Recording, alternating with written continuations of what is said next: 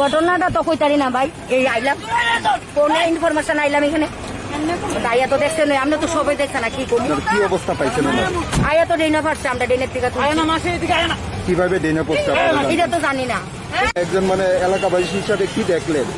আমি হঠাৎ মহিলা ড্রেনে ছিল, তো আমি দেখিনি, কিন্তু আমি যখন ফেরার পথে পুলিশ পার্সোনালকে দেখলাম। পার্সোনালি এই মহিলাকে আমি অনেকবার দেখেছি আমাদের বাড়িতে। একদিন সকালবেলা আমার বাড়িতে ভাত খেতে এসেছিল, বলছে আমার কাছে ভাত আছে, তরকারি নেই, সবজি নেই, অন্য বাড়িতে সবজি চাইছিল।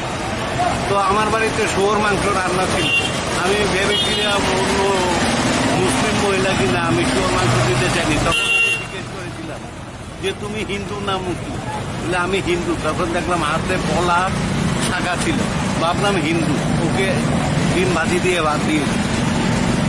তখন থেকে চিনি, আমি কখনো কখনো এই পাড়াতেই দেখি। আমি জিজ্ঞেস করেছিলাম তোমার বাড়ি কু, বলেছিল মোল্লা পাড়ার ওখানে। মানে আজকে কি দেখলেন আপনি?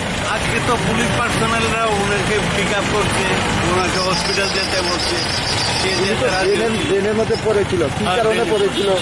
দীর্ঘ সময় পড়েছিল এখানে, দীর্ঘ সময় পড়েছিল, probably she may be addicted.